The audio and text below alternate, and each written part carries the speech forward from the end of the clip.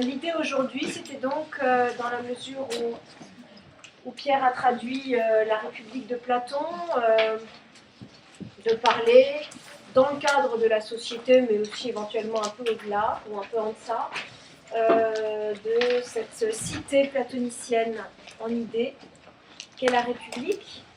Je vous laisse la parole, Pierre, et puis quand vous en avez marre, on s'arrête. Et on parle, oui, et on discute. Si vous n'êtes pas terrorisé. Ouais. Ça fonctionne la caméra là, Oui, j'ai le droit de m'asseoir.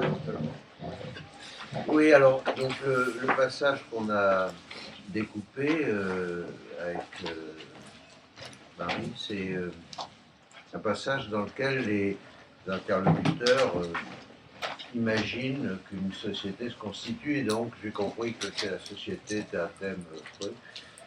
Mais je veux dire deux mots de la République est un texte assez particulier, enfin captivant, parce qu'au fond c'est un des, peut-être c'est le fondateur de la philosophie, Platon, et néanmoins ce qu'il écrit n'est pas un traité de philosophie, c'est plutôt une espèce de comédie, enfin de pièce de théâtre, mais c'est une pièce de théâtre racontée, c'est-à-dire c'est Socrate qui parle, qui raconte.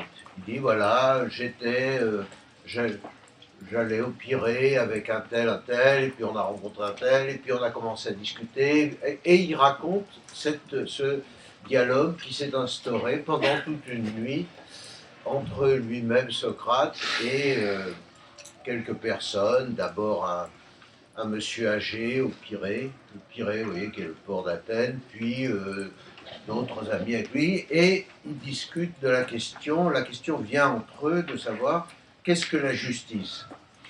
Bon, question intéressante, et ils décident à un moment donné d'une règle pour leur dialogue.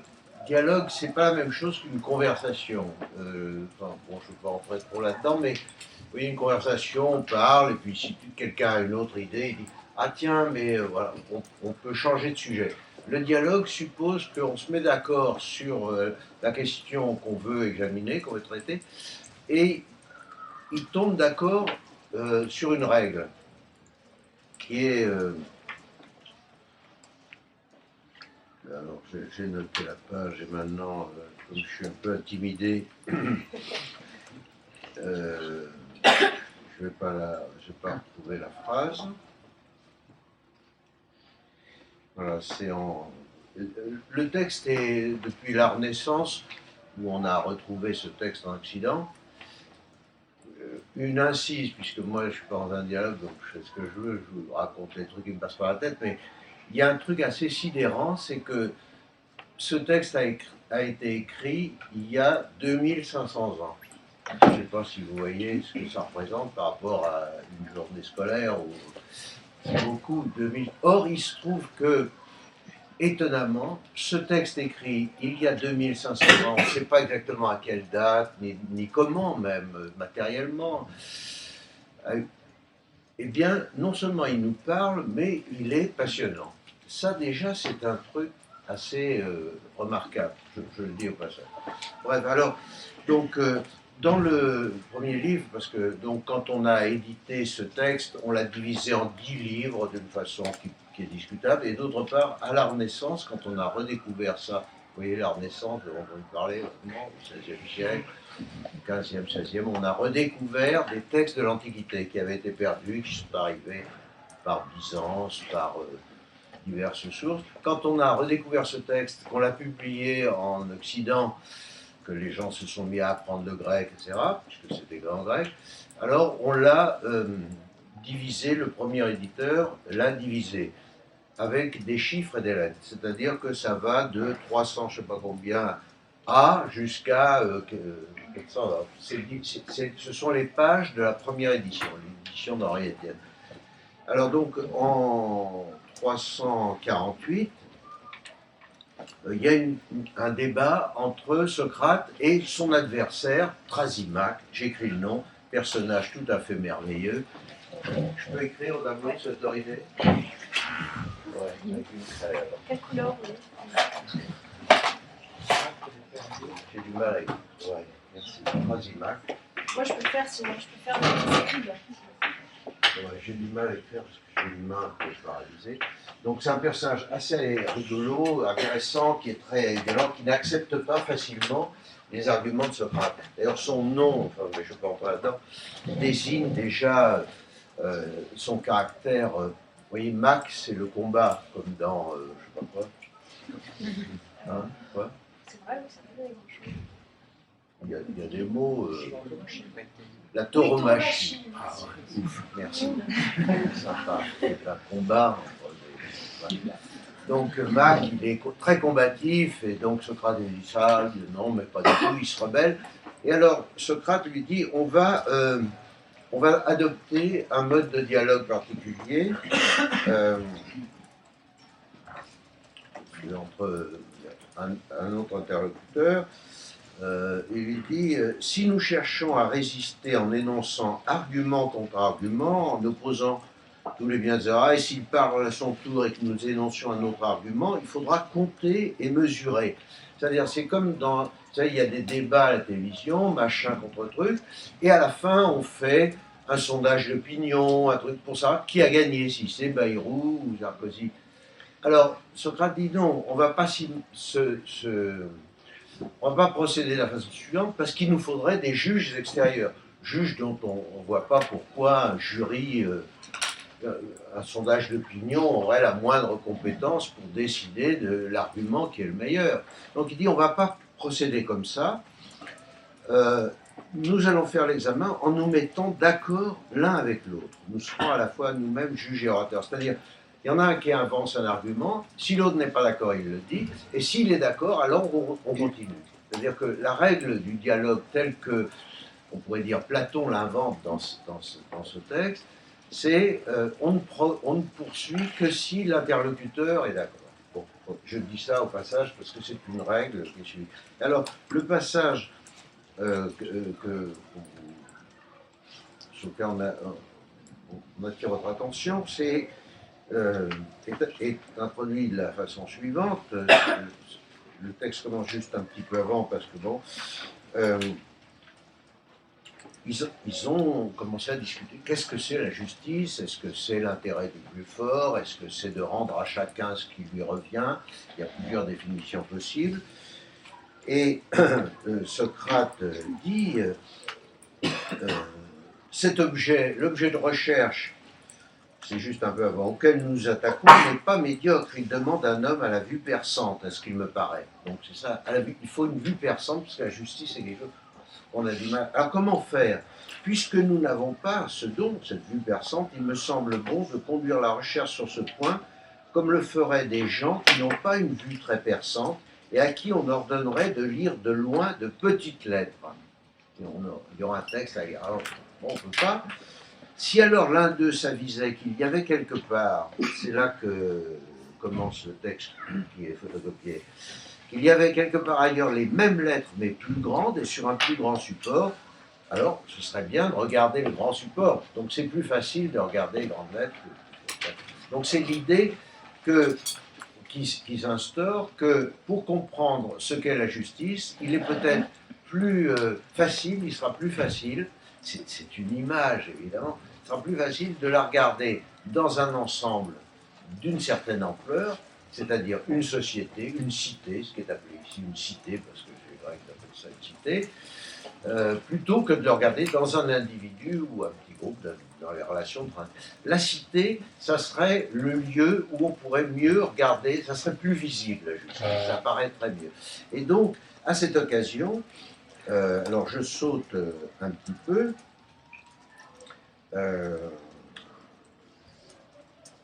à 369, vous voyez ça? Vous voyez, c'est les chiffres des pages de l'édition Estienne, c'est page 114, on est toujours page 114. Vous avez ça, la page 114? Il pleure s'il ne trouve pas. Pardon? Il pleure quand il ne trouve pas, donc tant Non, que mais ça va, ça a l'air de bien. Il y en a qui s'en foutent, mais d'autres. Donc, page 114, au milieu de la page. Donc, si vous le voulez, dit Socrate, qui raconte lui-même l'histoire, et qui avec une mémoire qui est évidemment impossible, implausible, se souvient de tout ce qui a été dit pendant toute une nuit. Et le raconte dans ce texte qui est en fait écrit par Platon. Vous me suivez? Et Platon écrit, mais je voudrais insister sur un point, si je peux me permettre, bien que n'étant pas prof de philo. Je vais insister sur un point, je vais même me lever, comme ça je verrai mieux les gens qui sont en fond. C'est que Platon donc est le fondateur de la philosophie. Je dis, il y a eu des penseurs grecs avant lui, mais se disant philosophe, c'est Platon, avant Aristote et tous les autres. Mais il y a une caractéristique tout à fait étrange, j'ai dit tout à l'heure, il n'a pas écrit de traité de philosophie. Et même dans un texte, une lettre qui a été conservée, qui est considérée en général comme authentique, Platon dit, il avertit, il dit, il n'y a aucun texte dans lequel je dise ce que je pense. C'est tout à fait étrange. Qu'est-ce qu'il veut dire par là? C'est que tous les textes de Platon que nous avons sont des œuvres littéraires, des dialogues, dans lesquels est racontée une conversation entre Socrate et d'autres personnages. Il n'y a pas un texte de Platon dans lequel Platon dit voilà ce que je pense de l'amour, des idées, de l'état, de l'amour. Bon, il n'y en a pas. Il y a c'est très particulier. Si vous voulez, Kant, il a écrit des traités sur la raison pure, machin. Heidegger a écrit sur l'être et le temps. Platon, il n'y a aucun ouvrage dans lequel il prenne la parole lui-même pour dire ce qu'il pense sur tel ou tel sujet. Alors, on finit par l'oublier quand les spécialistes de philosophie disent oui, il y a la théorie de l'amour de Platon, la théorie des idées de Platon. Non, il y a pas, ça n'existe pas en réalité. C'est une construction qu'on fait à partir de ces œuvres qui sont ces espèces de comédies ou de romans. Enfin, roman, c'est difficile de dire roman parce que le roman n'existait pas à l'époque dans la littérature grecque. Mais c'est quand même une espèce de roman dans lequel il y a des personnages qui défendent certaines idées. J'ai oublié ce que j'étais en train de dire. Alors donc, oui, alors, c'est d'abord dans les cités que nous allons rechercher ce qu'elle est, la justice. Ensuite, nous mènerons l'examen de la même façon dans l'individu aussi, en recherchant dans la forme visible du plus petit. Je lis moi-même, pardon Marie, mais Ouais, parce que, ouais, la ressemblance avec le plus grand. On va regarder la cité, on va essayer de comprendre, et puis ensuite on reviendra à l'individu, ce qui se passe dans les livres suivants. Alors, les interlocuteurs de Socrate, à certains moments, à l'exception de Thrasymachus, sont des gens qui se laissent faire, ils sont intimidés. Ah oui, d'accord, oui, tu as raison, comment penser autrement? Cette docilité est un petit peu exaspérante, mais non, mais c'est comme ça, ils sont comme ça, c'est comme ça que c'est écrit. Ça ne veut pas dire que ça se passait comme ça. Oui, tu parles comme il faut, dit, je ne sais plus qui, dit Adimandre, qui est d'ailleurs le frère de Platon. Parce que Platon, dans ses dialogues, n'est jamais présent, presque jamais présent. Il pourrait être là, après tout, il était un des disciples de Socrate, il connaissait tous ces gens-là, il appelait son frère. Bon, mais il n'est pas présent. Il s'est absenté des dialogues qu'il met en scène. Alors, dis-je, Socrate qui parle, alors dis-je, si nous considérons en parole, alors en parole, je regarde le texte grec, parce que tout ça c'est du grec, donc j'en suis à 369, pardon. C'est important, parce que souvent on l'oublie, c'est-à-dire que on considère que Platon a conçu un modèle de cité. Mais Platon n'a rien conçu de tel, il a écrit ce dialogue, et dans ce dialogue, à un moment donné, for the sake of argument, pour faire avancer la discussion, il dit, imaginons, alors, comme il dit exactement,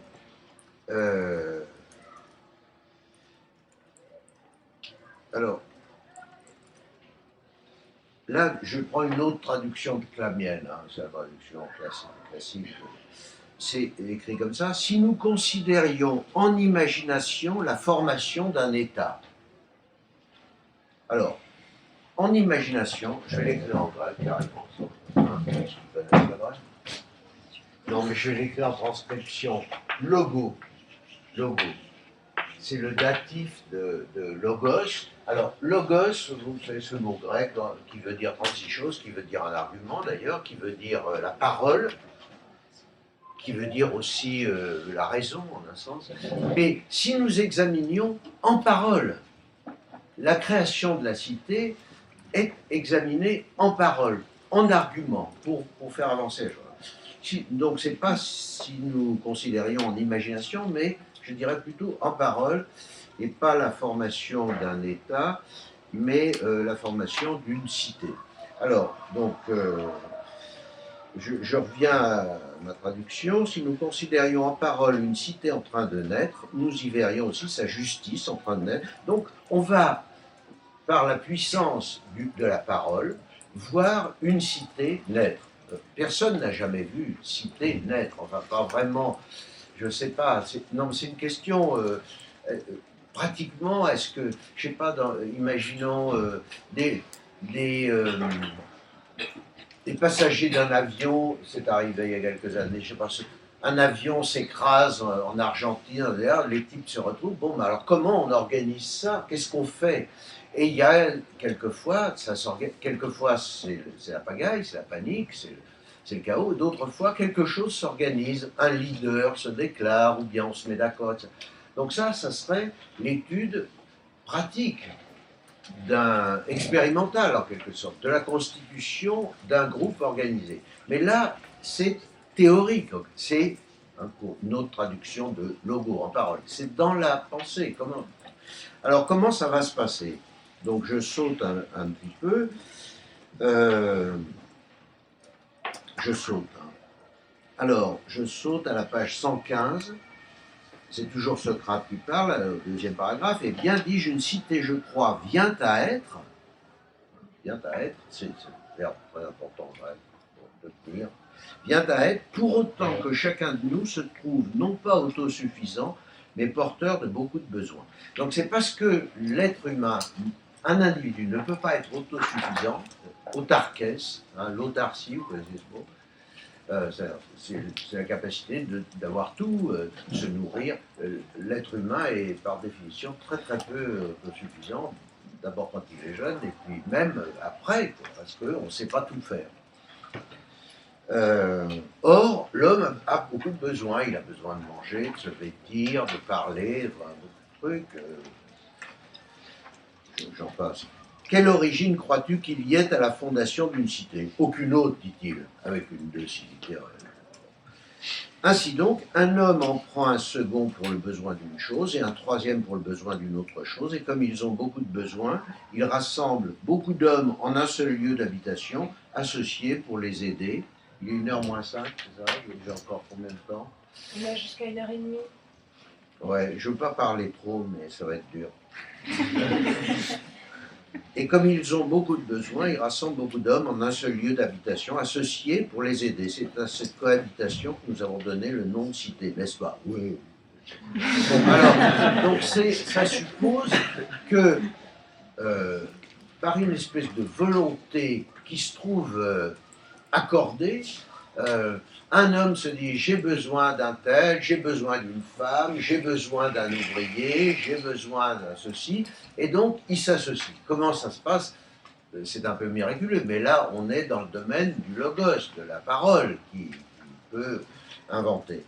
Et donc, je continue.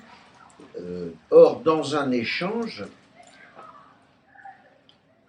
qu'on donne à quelqu'un d'autre, quand on le fait, ou qu'on reçoive, c'est ça l'échange entre ces hommes qui se trouvent associés, c'est parce qu'on croit que ce sera meilleur pour soi-même, bien sûr. Eh bien, dis-je, allons-y, produisons en parole, toujours je suis le texte grec, logo, produisons en parole cette cité à partir de son commencement, et ce qui la produira, apparemment, c'est notre besoin. L'homme est un être de besoin, il n'est pas simplement sur Terre capable de vivre par lui-même, comme vous savez, on a besoin de respirer, de manger, enfin, beaucoup de choses. Forcément. Or, le premier, en tout cas, le plus important des besoins, c'est se procurer la nourriture. Oui. Le deuxième, c'est le logement. Le troisième, l'habillement, c'est ça. Comment la cité, vous me suivez, c'est en bas de la page 115, suffira-t-elle à procurer tant de choses? Est-ce autrement qu'en faisant de l'un un cultivateur, donc pour la nourriture, de l'autre un maçon pour le logement, et d'un autre un tisserand pour les habits? N'y adjoindront. Alors voilà, ça c'est le début. C'est-à-dire, on dit, bon, il a besoin de se nourrir, de se loger et de s'habiller. Alors, on va répartir les rôles. Il y en a un qui fera ci, l'autre qui fera ça. Mais ce qui est très remarquable dans cette discussion, et en plus, c'est ce qui est drôle, je dirais, parce que c'est un texte extrêmement humoristique, dans lequel le sujet est sérieux, et en même temps, on est dans le domaine du jeu de la pensée, du jeu de la réflexion, du jeu du rapport entre des interlocuteurs. Ce qui est remarquable, c'est que si on détermine un nombre de besoins, on s'aperçoit que cette liste est interminable. On ne peut pas déterminer simplement le nombre des besoins en disant les hommes ont besoin de manger, de dormir et de s'habiller. Si on fait ça, au fond, on est chez les Khmers rouges, si vous avez entendu parler de ces gens-là, qui étaient des gens comme vous et moi, des Cambodgiens qui sont venus à Paris et qui ont fait des études et tout ça, et qui se sont montés la tête, et ensuite, par une ils ont pris le pouvoir, ils ont dit, ben voilà, de quoi ont besoin les Cambodgiens? Ils ont besoin de se nourrir, alors un minimum, il n'y avait pas grand-chose, de se loger, alors bon, des habitations collectives, pas, n'importe quoi, et de se vêtir, alors des hardes, quelque chose. Mais des lunettes, ils n'en avaient pas besoin, donc ils ont détruit les lunettes. D'éducation, ça sert strictement à rien. Les bouquins, pourquoi? Les bouquins, les contacts avec l'étranger, il n'en est pas question. Choisir son partenaire sexuel, non mais tu rêves, etc. Donc, eux, ils ont dit, voilà, des besoins, il y en a très peu, ce qu'il faut, c'est établir une société juste. Tandis que dans la discussion que Socrate initie, qu'il met en mouvement dans le texte de Platon, on s'aperçoit qu'on ne peut pas limiter les besoins. Il y en a toujours plus. C'est ça que je voudrais vous faire regarder un tout petit peu. Donc, alors, on a trouvé trois, et puis il ajoute, n'y adjoindrons-nous pas, vous y êtes, aussi un cordonnier, voyez, on a dit, il faut ah non, il faut aussi un cordonnier. Ah bon, on ne peut pas marcher pieds nus. Donc il va y avoir un nouveau besoin. Je tourne la page, vous y arrivez? 116. La cité réduite au strict nécessaire, alors, consistant en 4 ou 5 hommes. C'est ce qui est pas. Mais alors, donc voilà, là intervient, en admettant qu'on ait déterminé qu'il n'y a que 4 ou 5 besoins, et donc 4 ou 5 hommes qui s'associent, en disant, toi tu feras ci, faut-il que chacun d'eux, là il y a la question de la spécialisation, c'est-à-dire le fait que dans une association humaine, une cité, une société, appelez-le comme vous voulez, chacun ne peut pas rester polyvalent, sinon à quoi bon s'associer? Vous voyez, polyvalent, c'est un mot qui existe en français contemporain. Vous voyez, chacun fait tout. Non, il va y avoir une division du travail, comme on dit plus tard dans l'histoire de la pensée.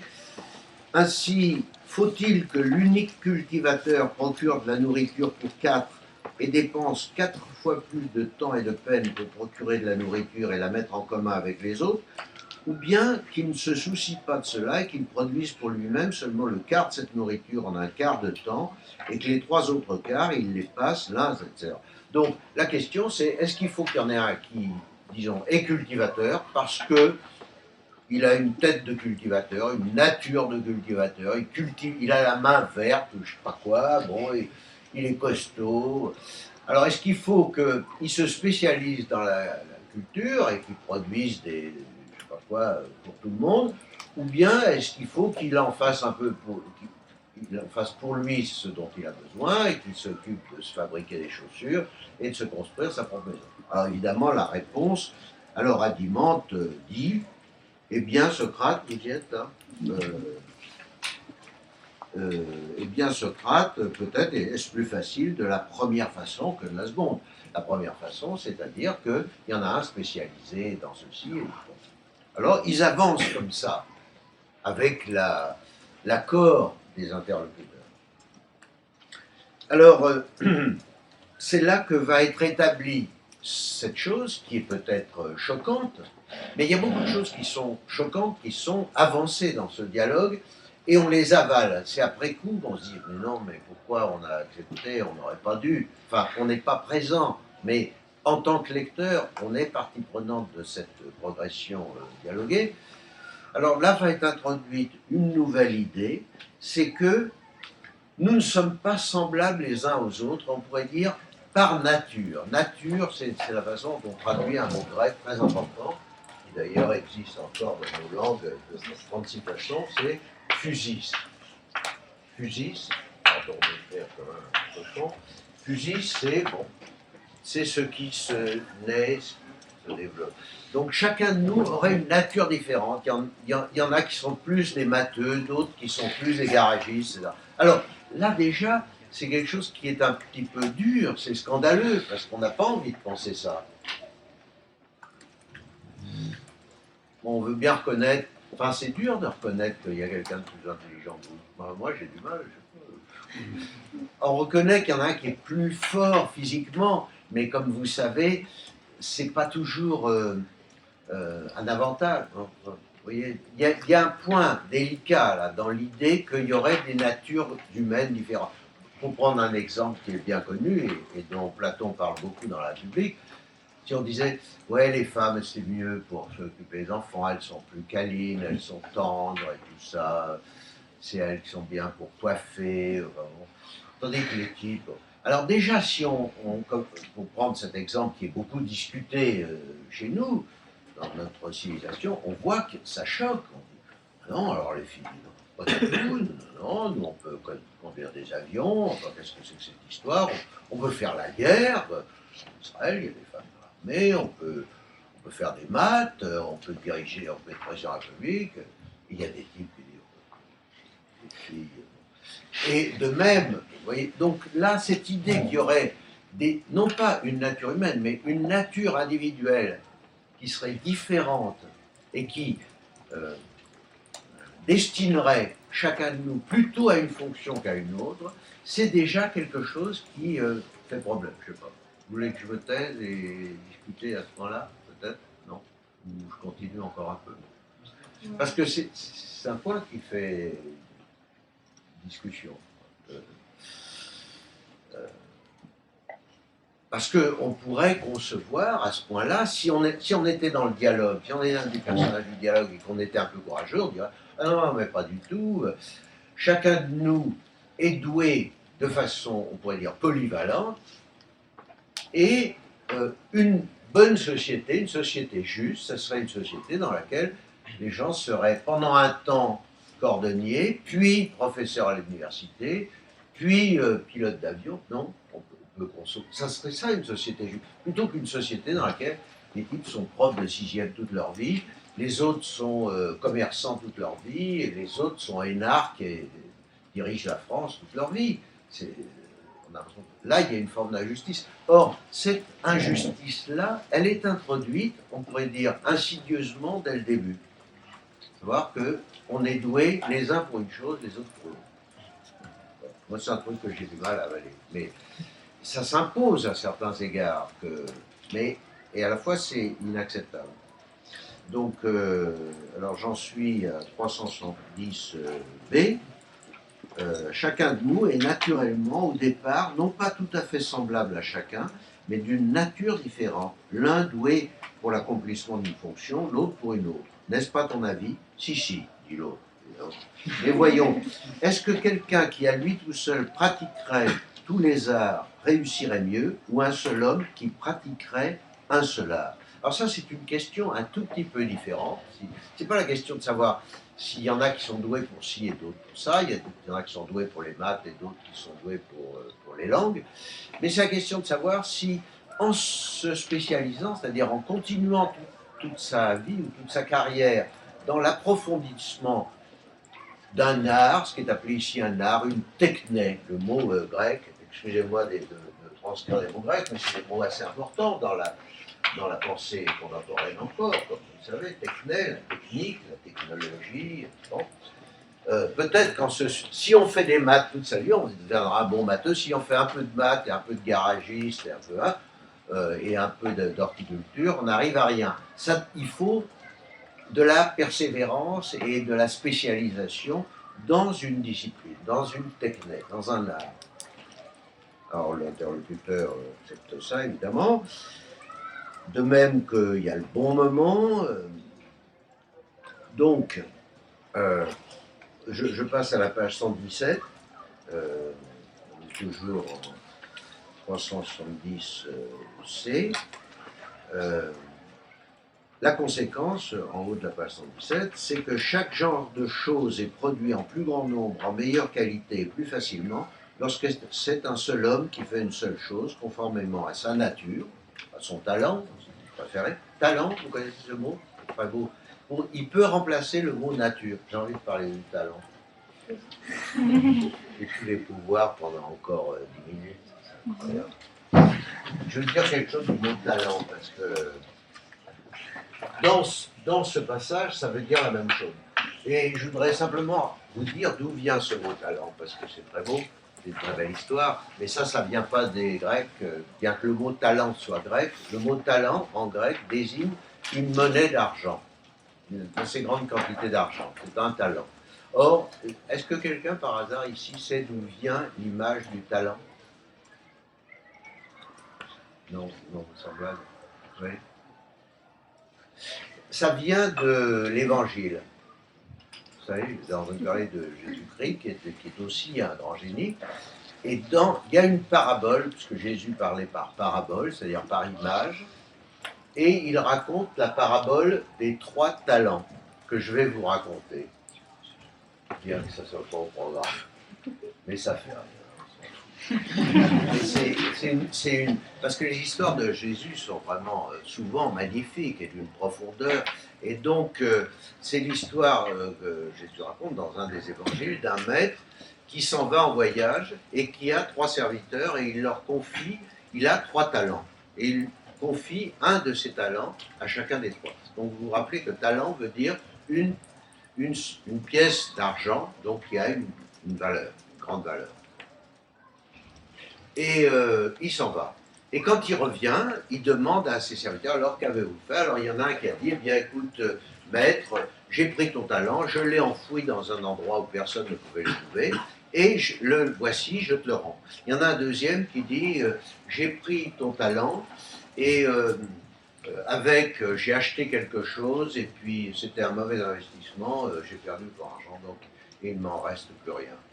Et le troisième dit, j'ai utilisé ton talent et je l'ai mis à profit, j'ai acheté quelque chose, j'ai acheté une quantité de blé qui ensuite s'est trouvé avoir un prix supérieur, et donc au lieu du talent que tu m'as donné, en voici 2. Et le maître dit, c'est tout à fait surprenant que Jésus raconte une histoire pareille, parce que Jésus c'est le christianisme, dont vous avez entendu parler, qui est une religion qui déteste l'argent. Eh bien, Jésus dit, le maître dit, le seul de mes serviteurs qui soit un bon serviteur, c'est celui qui a fait fructifier mon talent. Et qui alors on dit, oh là là, mais donc, et ça a beaucoup embarrassé les exégètes chrétiens, de dire, ah bon, mais alors Jésus favorise l'esprit d'entreprise, le capitalisme, et même l'usure, on pourrait dire, l'usure, le fait de faire rendre. Alors, bien entendu, le christianisme dit non, c'est pas ça que ça veut dire. Ça veut dire que ce qu'on a reçu, il ne faut pas simplement le garder. Ce qu'on a reçu, et qu'on n'a pas produit soi-même, il faut le faire fructifier. Et c'est de là que vient l'image du talent. On dit, voilà, il a un talent pour les langues. Et ben, ce talent pour les langues, ou pour le violon, ou pour la mécanique de précision, il ne doit pas se contenter, vous orientez l'appareil, ouais, c'est une bonne idée, parce que je gigote. Ouais, Le talent, c'est quelque chose qu'on doit mettre à profit parce que, en définitive, ça n'est pas une possession individuelle. Quand on est doué pour quelque chose, eh bien, on le doit, en quelque sorte, à la collectivité. C'est de là que vient l'image du talent. C'est pour ça qu'on dit avoir du talent pour ceci ou cela. Je ne sais pas si ce que j'ai raconté est clair. Donc on pourrait dire que talent, c'est un peu la même chose que ce qui est décrit, désigné ici par Socrate sous le nom de nature de chacun, conformément à sa nature. Et alors, le mouvement dont j'ai parlé, le mouvement qui ne peut pas être arrêté, continue. Socrate poursuit. C'est donc à Dimandre qu'on a besoin de plus que de 4 citoyens pour se procurer cette vision. Donc voilà l'expansion de la société qui gonfle, parce qu'on a besoin de ceci et de cela. Car le cultivateur, apparemment, ne fabriquera pas lui-même la charrue pour lui-même, si celle-ci doit être de bonne qualité, ni là où. Donc on dit, ah oui, mais le cultivateur, il va cultiver, mais qui va fabriquer les outils? Il faudra des forgerons, par exemple, des mécaniciens. Et pareillement, le tisserand et le cordonnier. Donc celui qui fait les habits, celui qui fait les chaussures, aussi auront besoin d'outils. Il faudra quelqu'un qui leur fabrique ces outils. Et donc des menuisiers, il faudra des menuisiers, des forgerons et beaucoup d'artisans du même genre devenant associés de notre cité miniature, la peuple. Et une cité miniature, comment il dit en grec, pardon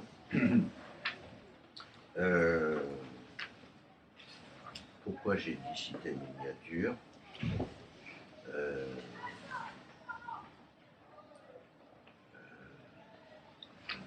ne sais plus. Oui.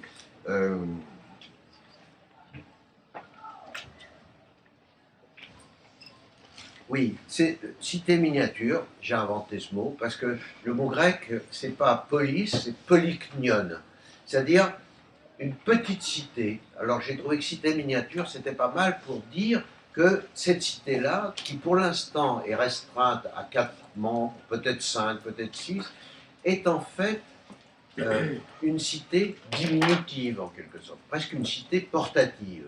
Et que la cité, par nature, si elle veut répondre à tous les besoins de ceux qui la constituent, elle a besoin de s'accroître. Et vous allez voir, cet accroissement va très loin. Je vais essayer d'accélérer le mouvement, mais c'est dur. Mais on n'aurait pas encore quelque chose de très grand si nous leur adjoignions des bouviers, des bergers, d'autres types de pasteurs. Pourquoi il faut tout ça? Pourquoi il faut des bouviers, des bergers? Parce que pour labourer, pour cultiver la terre, on a besoin d'auxiliaires. Il n'y a pas de tracteur, il faut des bœufs, il faut des moutons. Et alors il faut des gens qui s'en occupent. De façon que les cultivateurs aient des bœufs pour le labourage, que les maçons comme les cultivateurs utilisent des attelages pour les transports. Les maçons, ils ont besoin de transporter des poutres, on va savoir, des pierres, les tisserands et les cordonniers, des peaux et des laines. Donc on a besoin, tout d'un coup, on se doit avoir besoin d'autres professions, d'autres métiers, d'autres spécialisations auxquelles on n'avait pas pensé. Ce ne serait pas non plus une petite cité, dit-il, alors c'est toujours à Dimandre, qui aurait tout cela. Alors, on s'aperçoit que la cité qu'on avait cru constituée d'un petit groupe d'hommes, c'est un peu parallèle, si vous voulez, c'est comme, il y a l'histoire de Robinson. Robinson se trouve tous sur une île, il se débrouille. Mais admettons qu'ils soient 3. Il y avait un livre merveilleux, mais dont j'ai oublié le nom, de William Golding. Sa Majesté des Mouches. Sa Majesté des Mouches, vous en avez parlé sûrement. C'était une histoire très belle de gosses qui se retrouvent isolés dans une île à la suite d'un accident d'avion aussi, je crois, ou je sais pas quoi. Et alors, ils essayent de se constituer une petite société, ce qui devient, ça tourne mal d'ailleurs. Il y a des sacrifices, des choses. Mais bon, là, dans cette petite cité, on s'aperçoit que le mouvement est irrésistible. Pourquoi? Alors, il continue, installer, c'est en bas de la page, mais 117, mais installer cette cité-là dans un lieu tel qu'on n'y aura pas besoin d'importation, c'est presque impossible. Donc, qu'est-ce qui est presque impossible? C'est que ce petit groupe, qui est constitué mentalement, enfin par le logos, on l'installe dans un endroit où il y aura tout ce qu'il faut.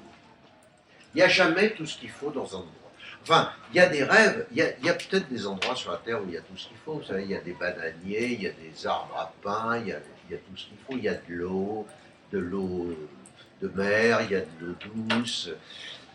Bon, mais dans cette cité, ce qui est caractéristique, c'est ce besoin d'expansion. Et en particulier, alors donc, il n'y a pas un lieu idéal, puisqu'il n'y a pas un lieu idéal qui fournit tout ce dont on a besoin, eh bien, je vais tourner la page, on aura donc en outre besoin aussi d'autres hommes qui, à partir d'une autre cité, procureront à celle-ci ce dont on a besoin. C'est-à-dire, une cité, la cité ne peut pas être autarcique en réalité. Elle ne peut pas non plus que l'homme se suffire à elle-même. Et donc, il va falloir, une fois que ce petit noyau, cette cité minuscule s'installe, il faudra qu'elle songe à établir des relations, et en particulier des relations commerciales avec d'autres groupes humains, parce qu'il y en a qui auront je sais pas, tel minerai, ou tel bois précieux, ou tel argent avec lequel on peut fabriquer des bijoux, etc. Et donc c'est cet accroissement,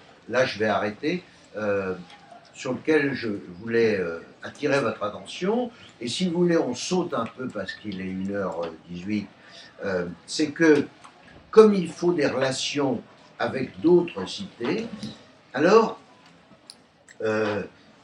on va différencier de plus en plus le groupe humain.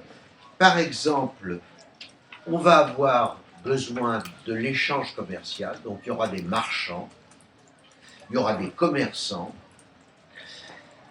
Comme il y aura des marchands et des commerçants, il faudra de l'argent,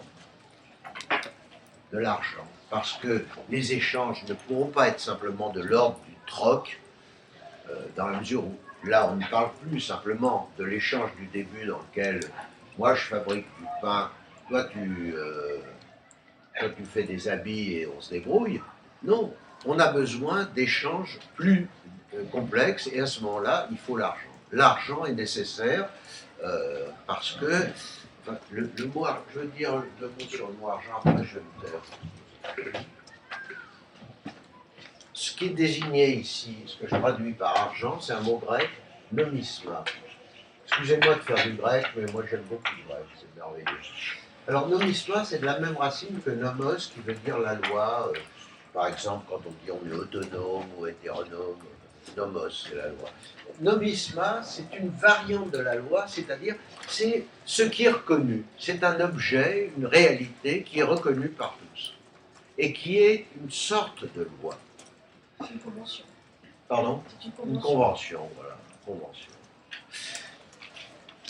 C'est une réalité conventionnelle. Enfin, convention, il y a un mot qu'on pourrait dire par convention, qui est le moment où les gens se mettent d'accord. Le nomisma, donc vous savez, les gens qui collectionnent les monnaies, vous en connaissez pas ? Ça s'appelle comment ? Vous savez pas ? La manie des types qui collectionnent des pièces. Non, c'est la numismatique. Ils sont vachement ignorants, hein, les gars. Fort. Numismatique. Donc c'est une déformation de ce mot, la numismatique. C'est comme il y a des gens qui collectionnent des timbres qui s'appellent, vous savez comment ils s'appellent ? Philatélistes. Hein.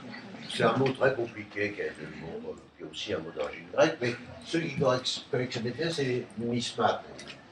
Alors donc il faudra de la monnaie, parce que la monnaie, ça, c'est la réalisation du fait que il y a besoin d'échanges de plus en plus différenciés. Si je m'arrête et que je vois ce qui se passe, je peux faire ça. Je me mets bien face au machin. Oui. Ça veut dire, avez-vous des questions ? Oui, c'est ça que je voulais dire. Oui. Est-ce que, enfin, je veux dire, c'est quand même très très proche de la théorie d'Adam Smith. Donc, est-ce que vous pensez De la théorie d'Adam Smith ? Oui. Est-ce que vous pensez qu'Adam Smith s'est inspiré de la République ? Bah oui, Adam Smith, il a fait des études, il avait lu la République, c'est absolument indubitable. Ah oui. Donc il n'a rien inventé. Il a totalement inventé l'économie moderne, mais cette idée qu'on va imaginer la cité en formation, Je trouve que, je crois, qu'en Occident, c'est Platon qui l'a inventé, mais pour prendre un autre exemple qu'Adam Smith, mais qui est de la même époque, Jean-Jacques Rousseau, dont vous avez peut-être entendu parler, Jean-Jacques Rousseau, il imagine aussi comment se constitue une cité, mais évidemment que Jean-Jacques Rousseau était un grand lecteur de Platon. J'espère avoir répondu à votre question. Il y avait un autre monsieur qui avait ouvert la bouche. Pour revenir aux définitions de la nature chez Platon, j'aimerais juste parler à un moment dans le livre 3, quand il évoque les gardiens de la cité. Par exemple, moi j'ai le truc en dessous, là j'entends. Quand il évoque la formation des gardiens de la cité, il dit qu'en fait, à force d'imiter des personnes, des sortes de modèles, ils vont finir par avoir une sorte de seconde nature qui va finalement remplacer et devenir véritablement leur nature. Donc en fait, c'était juste pour préciser que les personnes n'allaient pas être par nature artisans ou quoi que ce soit, mais allaient le devenir par imitation de leur milieu d'origine et par imitation de leur modèle en quelque sorte. Donc c'est pas vraiment. De leur modèle. On ne peut pas vraiment dire que c'est par nature. Oui, mais je suis absolument d'accord. C'est ça qui est beau moi, dans ce dialogue, c'est que les termes sont posés, par exemple le terme de nature individuelle, du six de chacun, ce qu'on est par. Et puis ce terme, il est, comment dire, provisoire, il est destiné à être précisé et même, en un certain sens, détruit. Parce qu'à partir du moment où vous dites qu'il y a une seconde nature, alors ça veut dire qu'en effet, comme vous l'avez saisi, la première nature n'était pas une vraie nature.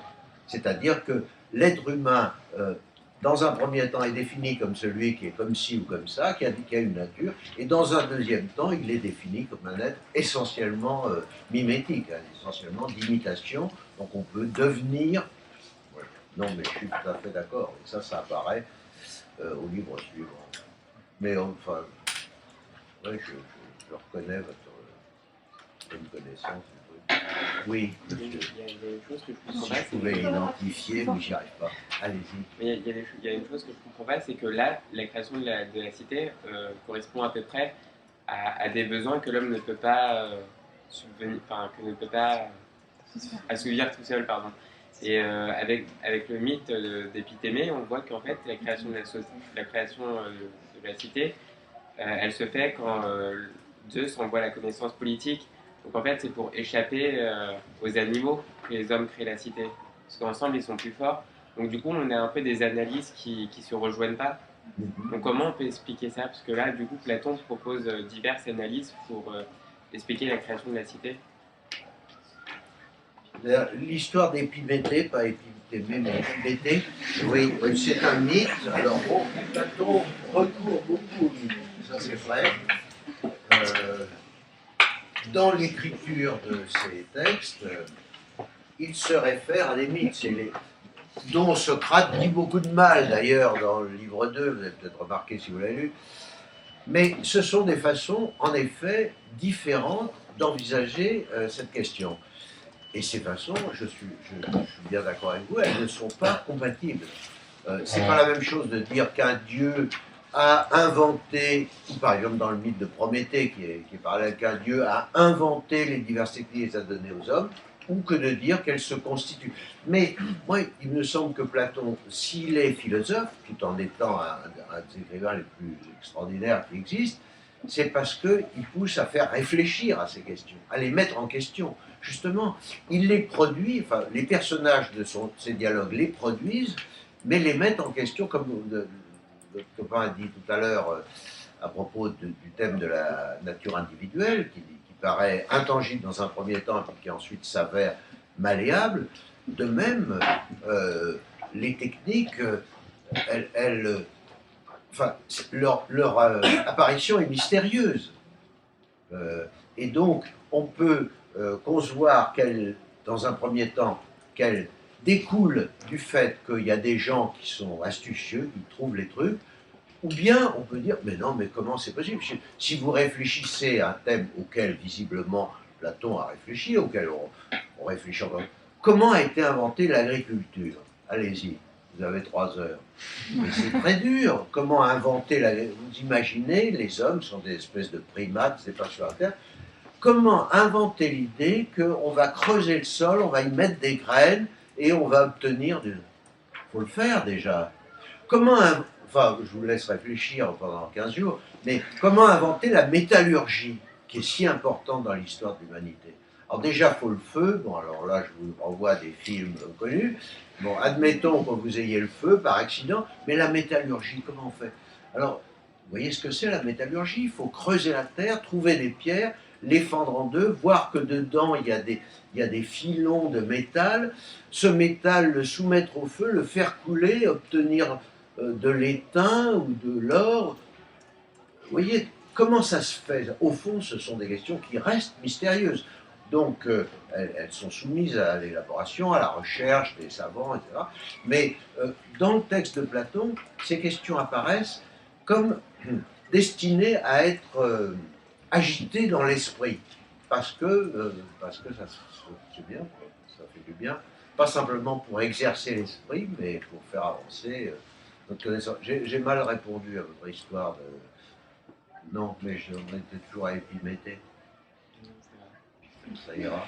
Ouais, moi, c'était pas bien. Allez-y, encore, on a 3 minutes. C'est là où jamais. Encore une. Encore une, peut-être une et demie. Parce que là, on est resté en panne, on n'a pas tout vu, mais ça fait rien. Ensuite, ils inventent la guerre, par exemple. Pour la guerre, parce que faut aller prendre tel truc dans la cité ou dans le peuple voisin qui en a. Puis aussi la question de la cité saine, c'est-à-dire qu'à un moment on passe apparemment, il y a une différence, on ne sait pas trop s'il y a de nature ou de degré entre la cité saine et la cité où intervient le luxe. C'est ça. Bon, et c'est vrai qu'à aucun moment, il est effectivement impossible vraisemblablement de fixer comme on disait tout à l'heure, de la liste des besoins qui est infinie. De la même manière, il paraît impossible de fixer le terme en deçà duquel et au-delà duquel on passe d'une cité dite saine, dans la traduction, Pierre Paché, à celle du luxe, qui manifestement va amener la violence, effectivement la guerre, etc. Je crois que Ziep avait une question. Qui donc? Je veux juste savoir si on peut dire que Platon est une personne révolutionniste. Révolutionnaire. Est-ce que Platon est révolutionnaire? Je sais pas, vous avez une opinion là-dessus? Mais juste, il propose des idées de lutte contre l'égalité entre l'homme et la femme, et en disant qu'il faut l'égalité, c'est pas nécessaire, c'est nécessaire, mais c'est juste il faut lutter contre. Donc on pourrait dire qu'il est révolutionnaire. Oui, moi je crois que, enfin, je ne sais pas s'il est révolutionnaire, je crois qu'il n'était pas révolutionnaire comme homme, parce qu'il a plutôt dans sa vie, il a servi de conseiller à des tyrans, donc c'est pas ça le révolutionnaire. Mais il a énoncé des idées tout à fait révolutionnaires. Par exemple, l'égalité absolue homme-femme, qui était dans la République, qui est présentée sous sa forme la plus extrême d'ailleurs, est une idée révolutionnaire. C'est d'ailleurs à certains égards, je risque de vous choquer, mais c'est une idée terrifiante même. L'égalité homme-femme, dire oui, d'ailleurs ici il y a beaucoup de filles, ça va, pas menacé, mais l'égalité homme-femme telle qu'il la présente, c'est-à-dire, par exemple, il dit, voilà, il faudra que la gymnastique c'est une activité essentielle pour les Grecs, ça consiste à faire des exercices nus. C'est ce qui distinguait les Grecs de tous les peuples voisins, qui étaient comme les peuples du Maghreb, enveloppés dans toutes sortes de machins. Donc les Grecs aimaient l'exercice nu. Alors Platon dit, oui, il faudra exercice nu pour les hommes et pour les femmes. Et à son époque même, on s'est moqué de lui. On s'est moqué dans l'œuvre d'Aristophane, qui était un grand auteur de comédie. On s'est moqué de ce que serait une cité dans laquelle les garçons et les filles font l'exercice nus ensemble. C'est une idée révolutionnaire, en un certain sens du mot. Je ne réponds pas tout à fait. Mais dire que Platon aurait voulu créer, que c'était une espèce d'anticipateur des Khmers rouges, non. Je crois que ce qu'il veut, c'est pousser à la réflexion, et à une réflexion, on pourrait dire, sans limite. sur ce qu'est la nature humaine, sur ce qu'est la justice, sur ce que sont les talents des uns et des autres. Justement parce que c'est un logo. C'est dans la parole, c'est dans la pensée. Je n'ai pas bien répondu à votre s'il était révolutionnaire. Vous pouvez le repréciser, même si on a dépassé de 2 minutes le temps. Ben non, mais je juste pensais que comme l'idée, enfin, cette idée, c'est un peu ressemble l'idée d'Adam Smith sur l'économie. Ressemble à l'idée de... D'Adam Smith. Ouais. Donc ça révèle un peu révolutionnaire. Et c'est pas lutter contre, c'est pas l'ensemble de l'opposition entre le Khmer Rouge, mais c'est l'idée de juste avoir un développement de la cité, son idée c'est juste pour inspirer à un développement possible pour la cité, et non plus dans le sens de... Je ne sais pas s'il y a chez Platon le désir d'inspirer le développement d'une cité juste. Je crois qu'il y a chez lui, comme écrivain et comme fondateur de la philosophie, le désir d'inspirer aux jeunes esprits le désir de réfléchir à tous les sujets sans tabou, sans limite presque. Donc il instaure, c'est en ça qu'il est révolutionnaire, pas au sens où il voudrait instaurer une cité juste, qui me semble une autre entreprise. Je comprends, enfin je ne sais pas si vous me comprenez, je vois ce que c'est que vouloir inspirer une cité juste. D'ailleurs, ça m'est arrivé quand j'étais jeune, moi aussi j'ai appartenu à des groupes qui disaient non, la cité, il faut la faire comme ça. Bon, d'accord. Mais Platon, non, il nous pousse, quand on est sensible à son œuvre, à ce qui se passe, on est poussé à cette réflexion sans restriction, mais aussi honnête que possible, sur tous les sujets. Mais ça, c'est révolutionnaire en un autre sens du mot. Parce que révolutionnaire, vous savez, ça apprend petit truc, on dit oh là là, on a inventé des collants révolutionnaires. Ils sont révolutionnaires, ils tiennent tout seuls, je ne sais pas. Bon, donc, en ce sens, on peut dire que Platon est un penseur révolutionnaire. Il a inventé l'exercice sans limite et en même temps raisonné de la pensée. Mais pas révolutionnaire au sens où il voudrait instaurer une société juste, parce que ça, c'est vraiment du boulot. Ça aurait été une merveilleuse conclusion. Mais Simon-Pierre veut poser une question, donc on va entendre la question de Simon. Comment il s'appelle? Simon-Pierre. Simon-Pierre, quel nom et angélique, merveilleux. Je voulais savoir, cette modernité de Platon, à la fois dans les idées, mais aussi un peu dans la forme du discours. On n'a pas dit modernité. Non, moi je ne vais pas dire. Oui, mais comme Smith est quand même assez moderne, lui, et que Smith s'est inspiré de Platon, on sait que Platon est un côté moderne. D'ailleurs, on l'étudie encore actuellement, ce qui prouve que ces idées ont un écho actuellement. Mais donc, est-ce que ce côté révolutionnaire doit s'accompagner aussi en modernisant ou en changeant le texte lui-même, comme par exemple Badiou a essayé de le faire en essayant un peu de moderniser le texte lui-même? Je leur avais pas dit de ne pas parler de Badiou, j'aurais dû. Oui, non mais... Ouais, si, allez-y. Non mais c'est pas un mot tabou, hein. Badiou n'est pas un mot tabou. Il y a très peu de mots tabous, j'essaye d'en avoir le moins possible. Mais je voudrais dire, je vais un peu déplacer le truc, c'est quand vous dites c'est moderne, au fond, quand on dit oh là là, qu'est-ce que c'est moderne, hein, vous voyez, oh Platon, qu'est-ce que c'est moderne, il y a là-dedans une attitude que je désapprouve, que je voudrais essayer de détruire dans votre tête avec mes faibles moyens. Je ne vais pas vous bombarder, mais cette question est évoquée souvent dans la République. Comment on peut agir sur l'esprit du truc? Mais quand on dit « Oh là là, qu'est-ce que c'est moderne ?» c'est une certaine façon, comment dire, protectrice, par laquelle on se considère, nous qui avons l'eau chaude, l'eau tiède, etc., et la télévision, on regarde les gens d'il y a 2500 ans, on dit « Oh là là, vous êtes dignes d'accéder à notre monde. Qu'est-ce que vous êtes moderne. Quand on dit une fille, alors elle est moderne. Mais c'est complètement absurde. Je voudrais renverser ce propos, justement parce que j'aime Platon et d'autres auteurs comme Jésus-Christ ou les évangélistes ou Bouddha, autres qui datent d'il y a très longtemps. C'est qu'on n'est pas en avance sur eux. On est en avance sur eux, sur l'électronique, c'est absolument indubitable.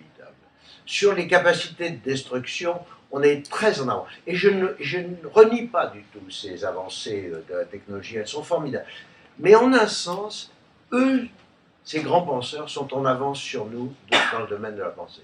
Et ça, c'est pas un truc démagogique. Je l'ai éprouvé, qu'ils sont en avance, et que souvent, s'intéresser à ce qu'ils ont écrit, c'est essayer de les rattraper. Pourquoi c'est possible? C'est tout à fait mystérieux. Enfin, ces types, par exemple, pour prendre un exemple, non seulement ils n'avaient pas des ordinateurs et tout ça, des dictionnaires, mais ils n'avaient même pas de café. Pour moi, c'est invraisemblable de construire une œuvre de pensée de cette ampleur sans café. Non, mais vous voyez le problème. Et ils étaient dans des maisons pas chauffées, tout ça. Comment ils ont fait? Ben, il se trouve que on est obligé de le constater, c'est un fait matériel qui est aussi réel que la bombe nucléaire, qu'il y a eu des gens dont la capacité de concentration, de mémoire était prodigieuse et qui ont produit ces œuvres.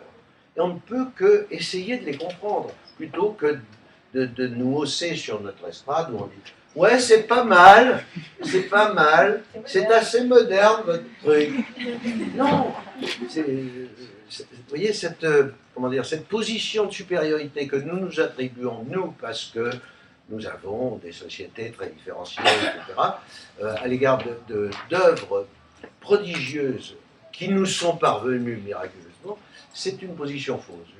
J'essaye pas de la détruire, mais au moins de la saboter un peu dans le tête. En revanche, il va falloir qu'on arrête. On arrête le truc. Moi, je vais me faire engueuler par mes collègues. Ouais, ça ira pas. Une question intéressante, si justement on inverse celle-là, c'est comment se fait-il que nous, en ayant ça, on reparte en quelque sorte chaque fois de zéro, malgré tout? C'est la question inverse aussi.